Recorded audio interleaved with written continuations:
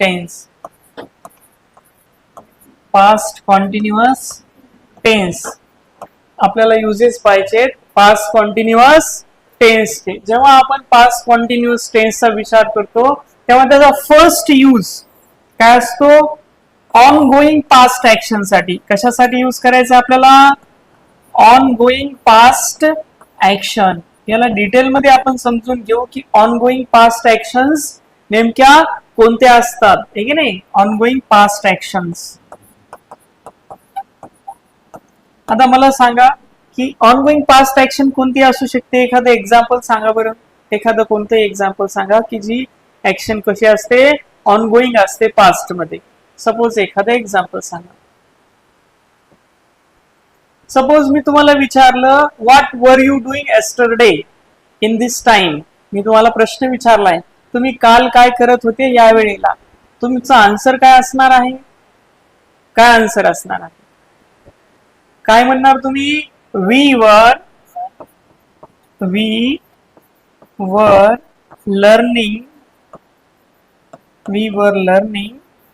Tense. तुम्ही असं म्हणणार ना. आता ही जे सेंटेन्स दिले या सेंटेन्स मध्ये कोणती ऍक्शन आहे? ऑन गोईंग पास्ट ऍक्शन आहे. ऑन गोईंग पास्ट ऍक्शन म्हणजे कशी? जी ऍक्शन पास्ट मध्ये काय आहे? चालू आहे. कशी आहे? कोणत्या फॉर्म मध्ये आहे? कॉन्टिन्यू फॉर्म मध्ये आहे. कोणत्या फॉर्म मध्ये आहे? कॉन्टिन्यू फॉर्म मध्ये आहे पास्ट मध्ये. अशा सर्व ऍक्शन साठी आपण कोणता टेन्स यूज करायचा आहे? पास्ट कॉन्टिन्युअस टेन्सचा यूज करायचा आहे. ही पहिली गोष्ट लक्षात आली. सपोज मी जर दुसरं असं सेंटेन्स दिलं बघा. एक्झाम मध्ये सपोज सेंटेन्स आला, मेकिंग मिस्टेक्स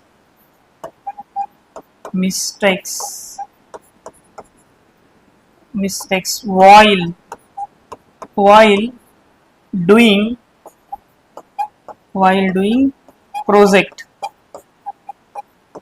हे सेंटेन्स बरोबर आहे का चुकीचं आहे? बघा बरं एकदा. किती जणांना वाटतं सेंटेन्स चुकीचं आहे? बरोबर. आणि किती जणांना वाटतं सेंटेन्स बरोबर आहे? किती जणांना वाटतं? सर्वांनाच वाटतं चुकीचं आहे. का चुकीचं आहे? बघा, याच्यामध्ये जे वर्ब आहे, हेल्पिंग वर्ब आहे, ते सिंग्युलर वापरले. मी कोणतं फॉर्म वापरले वर्बचं? सिंग्युलर. पण आपला जो सब्जेक्ट आहे तो कसा आहे? सिंग्युलर आहे का प्लुरल आहे? आपला सब्जेक्ट जर प्लुरल असेल तर येणारे हेल्पिंग वर्ब सुद्धा इथं काय यायला पाहिजे? वर यायला पाहिजे. वर. वॉज यायला पाहिजे का? नाही. हे आलं लक्षात? कळालं? ठीक आहे. पुढचा भाग दुसरे एक सेंटेन्स तुम्हाला देतो बघा. सपोज मी जर असं म्हणालो बघा, people were attending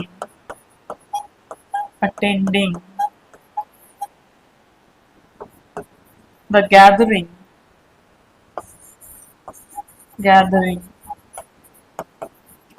yesterday. Suppose if I say people were gathering yesterday. Sorry, people were attending the gathering yesterday. है का नाही? आता हे सेंटेन्स बरोबर आहे का चुकीचं आहे? बरोबर आहे. का बरोबर आहे? कारण ही जी ऍक्शन आहे पास्ट मध्ये कशी होती? चालू होती. म्हणजे कोणत्या फॉर्म मध्ये होती?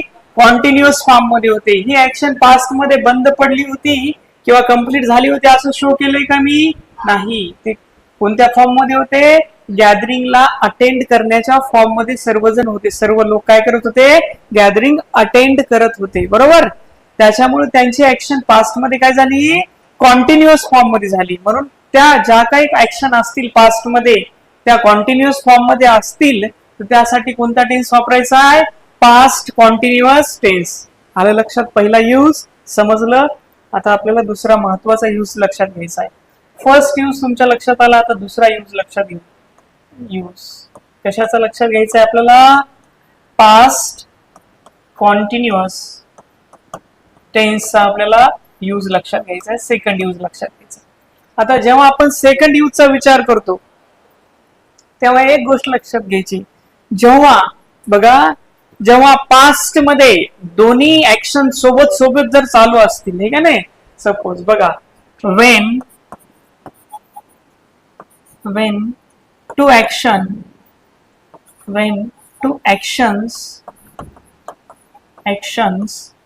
is going on together म्हणजे सोबत सोबत दोन्ही क्रिया व्हायला, बरोबर. when two action is going on together in past बघा तेव्हा सुद्धा आपण कोणता टेन्स वापरू शकतो, पास्ट कॉन्टिन्युअस टेन्स. आता याचा मीनिंग समजून घेऊ. समजा एखादी ऍक्शन सुरू आहे, समजा आपण काय करत आहोत, पास्ट मध्ये एखादा पर्सन मूवी पाहत आहे आणि त्याच्याच बाजूला त्याचा मित्र झोपलेला आहे, बरोबर. एखादा पर्सन मूवी पाहत आहे आणि त्याचाच मित्र त्याच्या बाजूला काय झालेला आहे, झोपलेला आहे. म्हणजे त्याची झोपण्याची ऍक्शन आणि याची मूवी पाहण्याची ऍक्शन सोबत सोबत चालू आहे ना, हे का नाही. मग अशा ज्या काही ऍक्शन असतात ज्या पास्ट मध्ये सोबत सोबत चालू असतात, बरोबर, दोन ऍक्शन टुगेदर चालू असतात, तेव्हा त्यासाठी सुद्धा कोणता टेन्स वापरायचा आहे, पास्ट कॉन्टिन्युअस टेन्स. बघा आपण असं म्हणू शकतो, बघा while he was sleeping I was watching काय येईल, मूवी.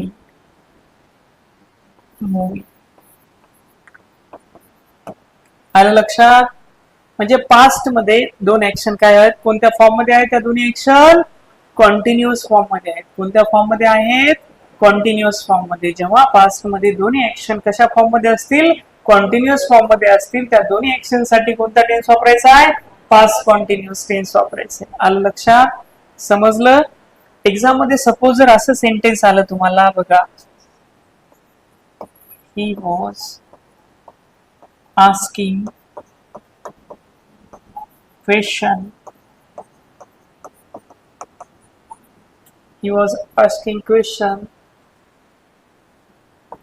while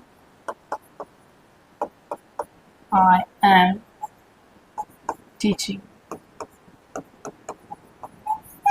आता हे सेंटेन्स बरोबर आहे का चुकीचं आहे, बरोबर आहे.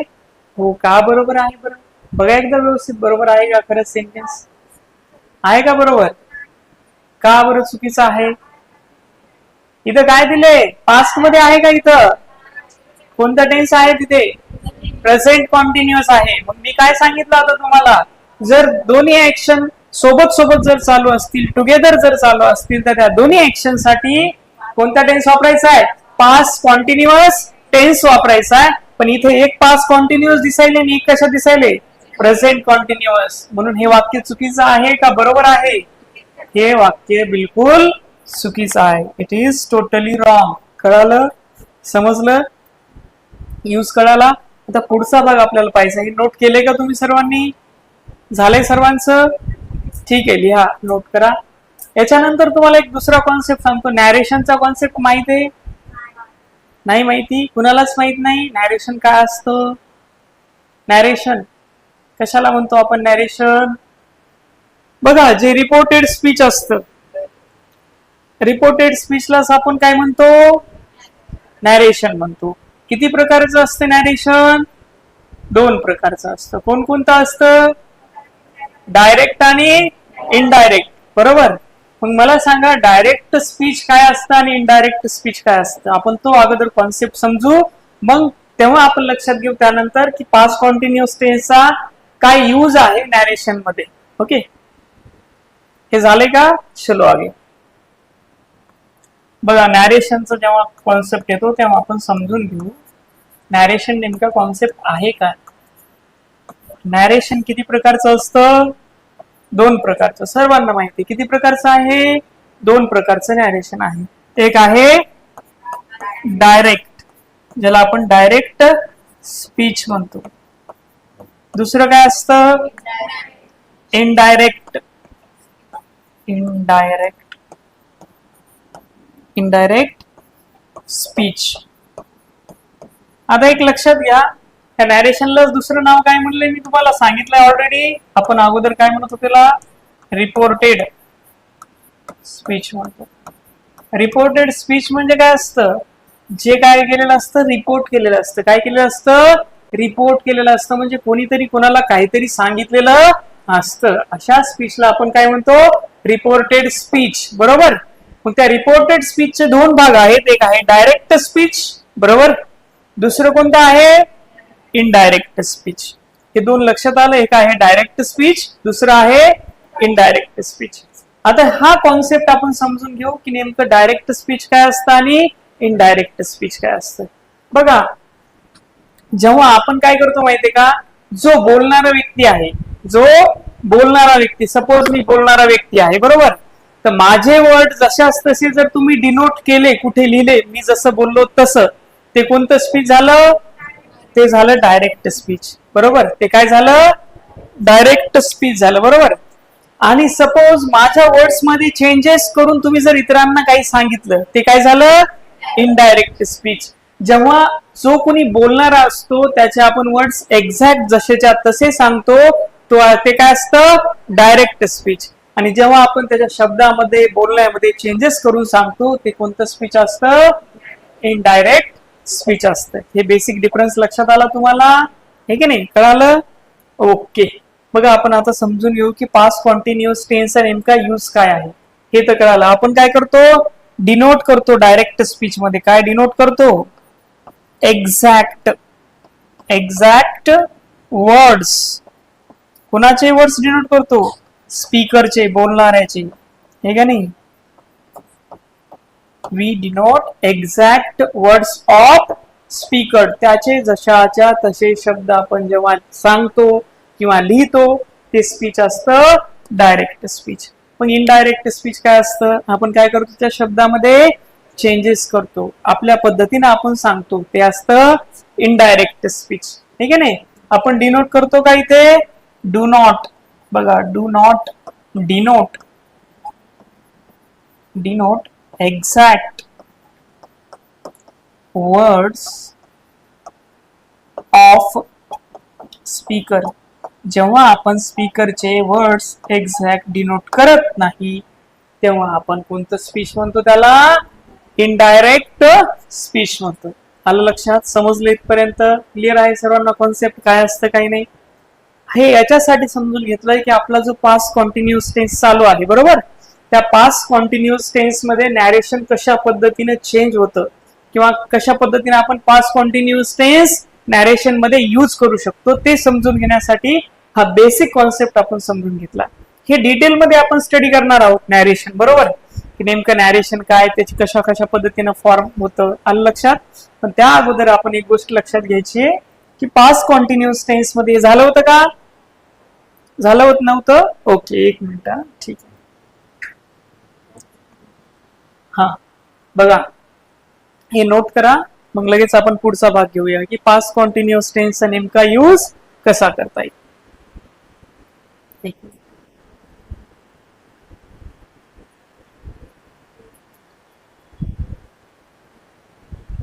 झालं?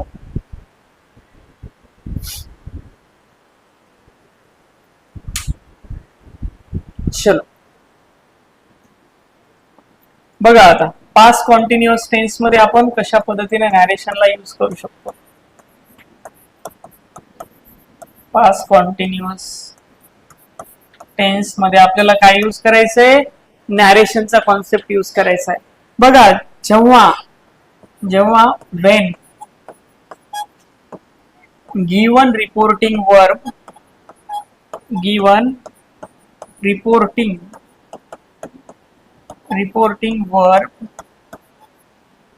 is in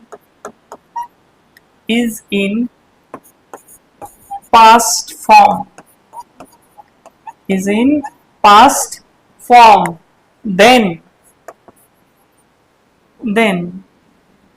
then indirect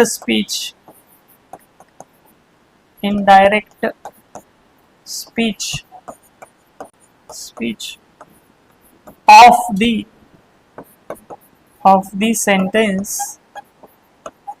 sentence will form in past tense.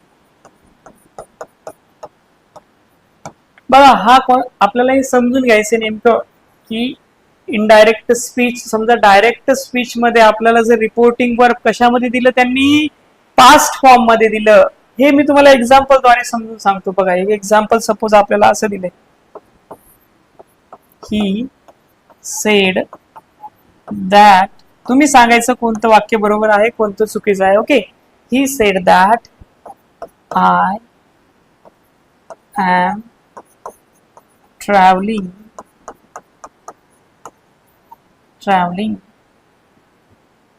to Pune.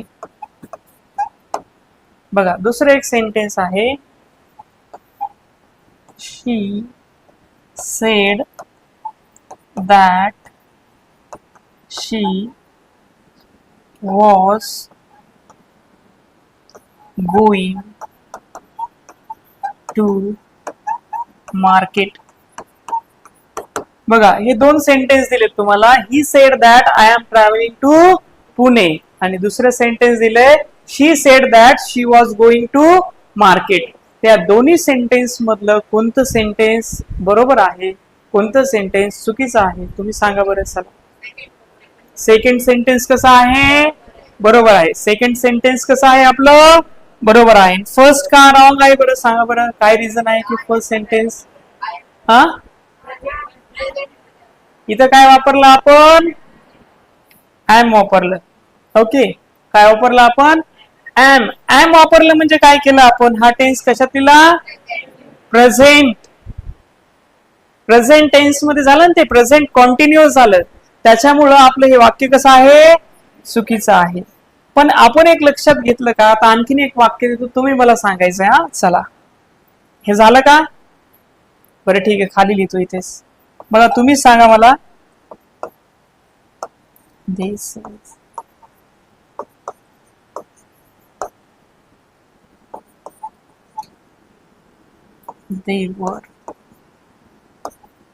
they were dancing. हा बघा हे वाक्य बरोबर आहे का चुकीचं आहे, सांगा बरं.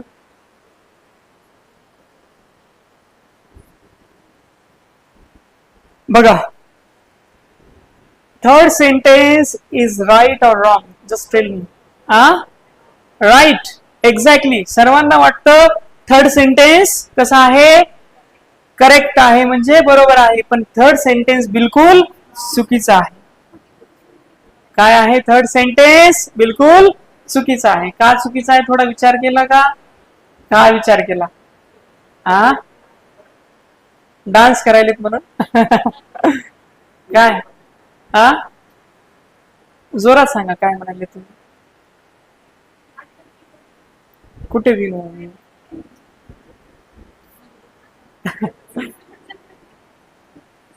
बघा लक्ष द्या, आपण इथं वरी तुम्ही हे वाचलं का व्यवस्थित मी काय सांगितलं.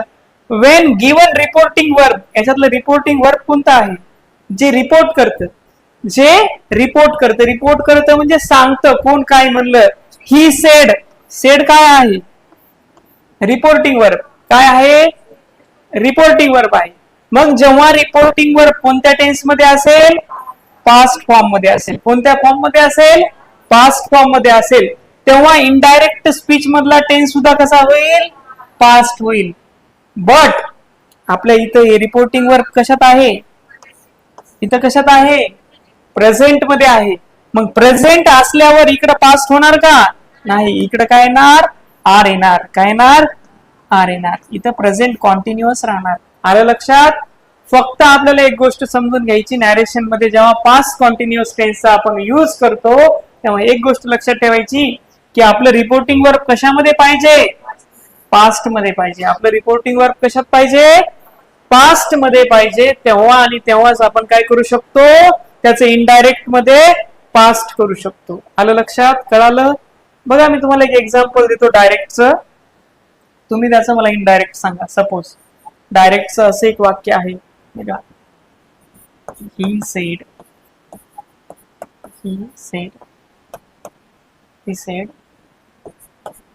आय एम काय म्हणता येईल, I am am making I am making a new dish. A new project करा. A new project. हा, आता याचे इनडायरेक्ट काय होईल बरं? काय येईल? He said. हा, ही सेड दॅट. काय होईल बघा, मी सांगतो तुम्हाला. नॅरेशनचा आता लगेच तुम्हाला ते एक्सप्लेनही करून टाकतो. बघा लक्षात घ्या, आपलं रिपोर्टिंग वर्क कशात आलंय? पास्ट मध्ये आलंय. पण इकडे टेन्स कोणता दिलाय? प्रेझेंट दिला. पण आपला रूल कसा आहे, जेव्हा रिपोर्टिंग वर्क जर पास्ट मध्ये असेल, पुढे जर प्रेझेंट कॉन्टिन्युअस असो, त्याचं काय होणार? इकडं पास्ट कॉन्टिन्युअस मध्ये होणार. बरोबर, पास्ट कॉन्टिन्युअस मध्ये करायचंय. पण आपण जशाच्या तसे शब्द डिनोट करतो का डायरेक्ट इनडायरेक्ट स्पीच मध्ये? आपण कशात डिनोट करतो? एक्झॅक्ट वर्ड कशात डिनोट करतो? डायरेक्ट स्पीच मध्ये. आपण काय करतो? बोलणाऱ्याचे जशास तसे शब्द डिनोट केले. त्याचे शब्द जेव्हा आपण जशास तसे डिनोट करतो ना, तेव्हा आपण डबल इन्व्हर्टेड कॉमाचा यूज करतो. कशाचा करतो? ह्या डबल इन्व्हर्टेड कॉमा. बघा तुम्ही एखाद्या इतिहासाच्या पुस्तकामध्ये एखादा काय असतं, एखादी घोषणा दिलेली असते एखाद्या ठीक आहे ना लीडरने, ती कशी असते? अशी डबल इन्व्हर्टेड कॉमा मध्ये नोट केलेली असते. किंवा एखादा कोट असतो, तो पण कसा असतो? सुविचार वगैरे असत जे काही, तो डबल इन्व्हर्टेड कॉमा मध्ये असतो. असं का करतात? ते फोकस करण्यासाठी करतात. एखाद्याचे शब्द त्यानं जशास तसे बोललेले जे शब्द असतात का, त्याच्यावरती फोकस करण्यासाठी आपण कशाचा वापर करतो? ह्या डबल इन्व्हर्टेड कॉमाचा यूज करतो. पण ह्या पहिल्या वाक्यात आपण त्याचे जशास तसे शब्द लिहिलेत ना, बरोबर, त्याच्यामुळे ते काय केलेत? आपण डबल इन्व्हर्टेड कॉमानं शो केलेत. पण इनडायरेक्ट करते वेळेस आपण काय करतो? त्याच्यामध्ये चेंजेस करतो. काय करतो आपण? त्याच्यामध्ये चेंजेस करतो. मग आपण काय करतो? ही सेड दॅट झालं. मग आयचं काय होईल? ही. एमचं काय होईल? वॉज. आलं लक्षात तुम्हाला? He was making a new project. हे आलं का लक्षात तुमच्या? समजलं का?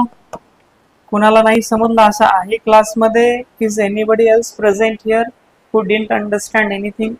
असं आहे? कुणाला नाही समजलं? समजलं सर्वांना? ओके, कन्फ्युजन क्लिअर झालं? आपलं रिपोर्टिंग वर्क कशामध्ये पाहिजे? पास्ट फॉर्म मध्ये पाहिजे. कशामध्ये पाहिजे?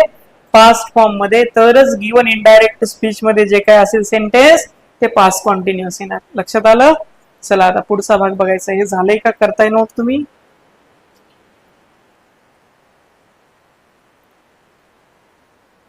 आता याच्यानंतर आपल्याला पुढचा टेन्स स्टडी करायचा आहे. कोणता आहे तो? पास्ट. कोणता आहे? Past perfect tense. बरोबर.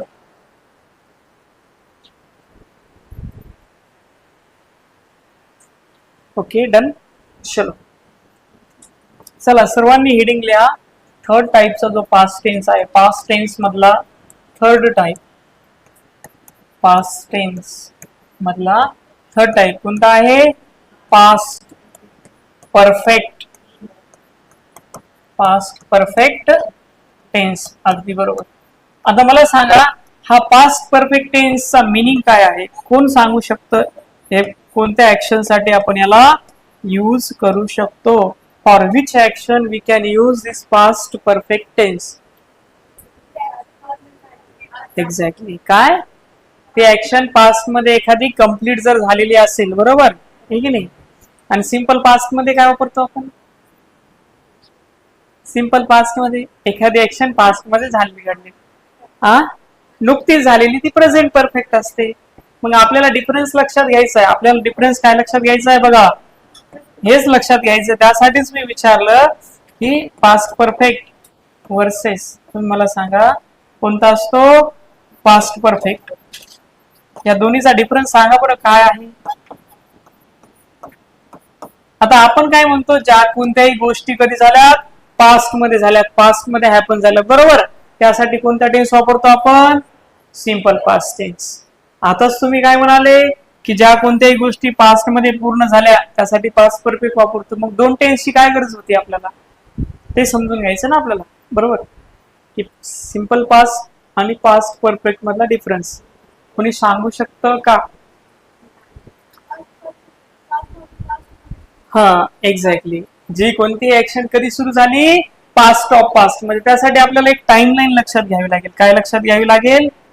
टाइमलाईन. तुम्हाला पहिल्याच दिवशी मी एक टाइमलाईन सांगितली होती बघा, ठीक आहे नाही. टाइमलाईन मध्ये काय सांगितलं होतं? आत्ताचा जो सध्याचा वेळ चालू आहे तो कोणता आहे? प्रेझेंट आहे, पास्ट आहे का फ्युचर आहे? सर्वांना कॉमन सेन्स ना आपण सांगू शकतो की आत्ताचा जो वेळ आहे, एक मिनिट, जस्ट मिनिट,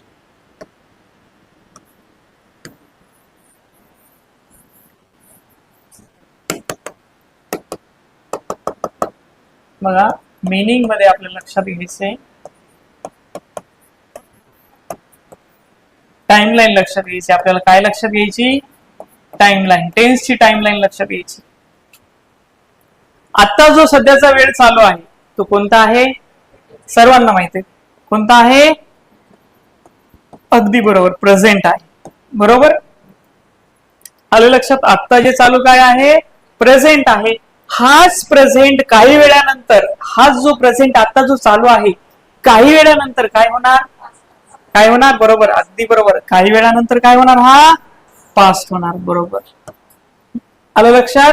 त्याच्यानंतर या पास्ट आणि प्रेझेंट, हा जो पास्ट टाइम आहे किंवा प्रेझेंट टाइम आहे, बरोबर, या दोन्हीवरून आपण काय प्रेडिक्ट करतो? फ्युचर. ऍक्च्युअली फ्युचर काय असतं का? नसतं. आपण फक्त अंदाज लावतो. आपल्याला माहिती असतं का फ्युचर काय आहे म्हणून? फ्युचर टाइमला फक्त एक अंदाज लावतो की असं असेल तसं असेल, बरोबर, ठीक आहे नाही. त्याच्यानंतर बघा आणखीन एक वेळ असते ज्याला आपण काय म्हणतो? Past of. बघा लक्ष द्या, काय असते? पास्ट ऑफ पास्ट असते. आणि हीच पास्ट ऑफ पास्ट काय असते? पास्ट परफेक्ट टेन्स असते. म्हणजे लक्षात घ्यायचंय, जेव्हा पास्ट परफेक्ट टेन्सचा वापर होईल त्याच्या पुढे कोणती ऍक्शन येईल? पास्ट टाइमची येणार. बरोबर आलं लक्षात? तुम्ही कसं म्हणू शकता? बघा असं म्हणू शकता, एक मिनिट, ही हॅड, बघा he had finished, he had finished his lunch before you came. बघा याच्यामध्ये काय सांगितलंय? बघा पास्ट टाइम कोणता आहे याच्यातला सांगा बरं. पास्ट टाइम कोणता आहे आणि पास्ट ऑफ पास्ट कोणता आहे सांगा. हे सेंटेन्स आहे तुमच्या समोर, त्याच्यामधला पास्ट टाइम कोणता आहे? दोन सेंटेन्स दिलेत बघा. हे आहे आपलं, बघा ह्या बिफोरच्या एक पुढं कोणता सेंटेन्स आहे? हा कोणता आहे? सिंपल पास्ट टेन्स आहे, बरोबर. आणि त्याच्या अगोदर कोणता आहे? Past perfect. आता कसं समजून घ्यायचं ते लक्षात घ्या. आपण म्हणतो ना की तो येण्याच्या अगोदर मी माझं जेवण संपवलं, बरोबर, लक्षात आहे? म्हणजे तो येण्याच्या अगोदर माझं जेवणाची ऍक्शन काय झालीये? पूर्ण झाली. पूर्ण म्हणजे कशी झाली? परफेक्ट झाली. पूर्ण झाली म्हणजे कशी झाली? परफेक्ट झाली. आलं लक्षात? म्हणून एखादी ऍक्शन सुरू होण्यापूर्वी किंवा एखादी ऍक्शन सुरू होण्यापूर्वी त्याच्या अगोदर कोणती ऍक्शन काय झाली होती? पूर्ण झाली होती. अशा ऍक्शन साठी कोणता टेन्स वापरायचा आहे? Past perfect tense. आलं लक्षात? आणि हे पास्ट ऑफ पास्ट असतो.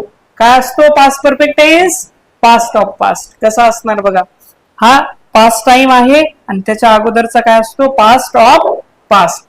आलं लक्षात? समजलं? क्लिअर आहे सर्वांना? आपण सरळ सरळ म्हणतो ना कधी पण, ठीक आहे नाही. एखादा व्यक्ती आपल्या घरी येणार असेल आणि त्याच्या अगोदरच आपण घराबाहेर निघून गेलो, आपली आई काय म्हणते? अरे तू येण्याच्या अगोदरच तो आत गेला, ठीक आहे नाही. तू येण्याच्या अगोदरच तो गेला, बाहेर गेला फिरायला. आलं लक्षात? म्हणजे तो येण्याच्या अगोदर त्याची जाण्याची ऍक्शन काय झाली? कंप्लीट झाली, म्हणजे पूर्ण झाली. मग जी ऍक्शन पूर्ण झाली, जी ऍक्शन काय झाली? पूर्ण झाली, ती ऍक्शन कोणत्या टेन्स मध्ये घ्यायची आपल्याला? पास्ट परफेक्ट मध्ये घ्यायची. कशामध्ये घ्यायची? पास्ट परफेक्ट मध्ये घ्यायची. आणि नंतर जी सुरू होणार आहे ती राहू द्यायची सिंपल पास्ट मध्ये. ती कशात राहू द्यायची? सिंपल पास्ट मध्ये. आपण त्याचे युजेस सगळं व्यवस्थित बघू, फक्त मिनिंग लक्षात आला का हे समजून घ्या. पास्ट ऑफ पास्ट काय असतो, सिंपल पास्ट काय असतो, हे सर्वांना अंडरस्टँड झालंय का? क्लिअर झालंय, है का नाही? एखादी ऍक्शन सुरू होण्याच्या आधी. बघा आता तुम्ही एकच लक्षात घ्या, क्लास येण्याच्या अगोदर तुम्ही काय केली, तुमची गाडी पार्क केली, ठीक आहे ना. तुम्ही काय म्हणू शकता, I had park my bike before enter the class. मग काय केलं तुम्ही, क्लास येण्याच्या अगोदर कोणतं काम केलंय, पूर्ण गाडी पार्क करण्याचं. मग ते गाडी पार्क करण्याचं जे काम आहे ते कोणत्या टेन्स मध्ये जाणार, पास्ट परफेक्ट मध्ये. मग पास्ट परफेक्ट टेन्स आपला फक्त सिंगल सेंटेन्स असणार का, कधी नाही, त्याच्यासोबत दोन सेंटेन्स येणार. कसे येणार, जसं की he had finish his lunch before you came. आलं, कळालं तुम्हाला. असं डायरेक्टली म्हणू शकतो का आपण, he had finish his lunch, नाही म्हणू शकत आपण, असं नाही म्हणू शकत. मग असं जर म्हणायचं असेल तिथं ऍडवर्ब यायला पाहिजे. काय यायला पाहिजे, ही हॅड ऑलरेडी, इथं काय येणार, मग ऑलरेडी येणार. इथं काय येणार, already. He had already finish his lunch. Already म्हणजे काय, अगोदरच, म्हणजे नंतर काहीतरी झालं. समजतंय ना, कळालं तुम्हाला. हे आहे पास्ट ऑफ पास्ट म्हणजेच पास्ट परफेक्ट टेन्स. इथपर्यंत आलं लक्षात, समजलं. कुणाला काही डाऊट आहे का पास्ट परफेक्ट टेन्स बद्दल, नाही ना, समजलं इथपर्यंत सर्वांना, तुम्हाला लक्षात आलं. ओके, ठीक आहे. आणि कुणालाही काही डाऊट असलं लगेच विचारायचं, काही कॉम्प्लिकेशन नाही. ओके, ठीक आहे. चला आपण फॉर्मॅट पाहू आता. काय पाहायचंय आपल्याला, फॉर्मॅट पाहायचा. फॉर्मॅट्स. मला सांगा, जेव्हा आपण फॉर्मॅटचा विचार करतो, किती प्रकारे आपण सेंटेन्सला फ्रेम करू, ते नोट केलं होतं का तुम्ही, अगोदरच नोट केलं होतं ना. चालेल, ठीक आहे. किती प्रकारे करू शकतो फॉर्मॅट, 4 प्रकारे, ठीक आहे नाही. फर्स्ट कोणतं असतं, अफर्मेटिव्ह सेंटेन्स, म्हणजेच कसं, होकारार्थी वाक्य, ज्याच्यात निगेटिव्ह काही सेन्स असतो का, नसतो. त्याच्यात स्टेटमेंट असतं, हे का नाही, त्यात असर्शन असतं, त्यालाच म्हणतो आपण अफर्मेटिव्ह किंवा असर्टिव्ह सेंटेन्स. दुसरं असतं निगेटिव्ह सेंटेन्स. निगेटिव्ह सेंटेन्स मध्ये काय असतं, नकार असतो, म्हणजे निगेटिव्ह वर्ड असतो, बरोबर. त्याच्यानंतर थर्ड कोणतं असतं, इंटरोगेटिव्ह सेंटेन्स. कसं असतं, क्वेश्चन असतं, त्यात क्वेश्चन केलेला असतो, बरोबर, क्वेश्चन असतो. नंतर कसं असतं, एक क्वेश्चन वर्ड तयार होतं. अशा पद्धतीने आपण काय करू शकतो, हा जो पास्ट ऑफ पास्ट आहे, म्हणजेच पास्ट परफेक्ट टेन्स आहे, त्याला आपण 4 प्रकारे फ्रेम करू शकतो. अफर्मेटिव्ह, निगेटिव्ह, इंटरोगेटिव्ह आणि क्वेश्चन वर्ड. आलं लक्षात सर्वांना, समजलं, कळालं. ओके, ठीक आहे. राहिलेला भाग आपण काय करू, उद्या पाहू. चालेल, थँक्यू. तुम्हाला पाठ झाले.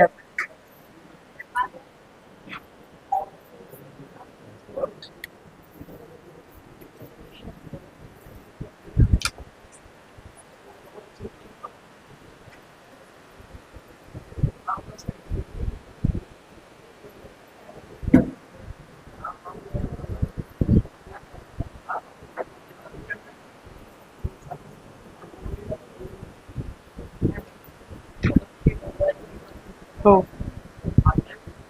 नाही, रेकॉर्ड लावला.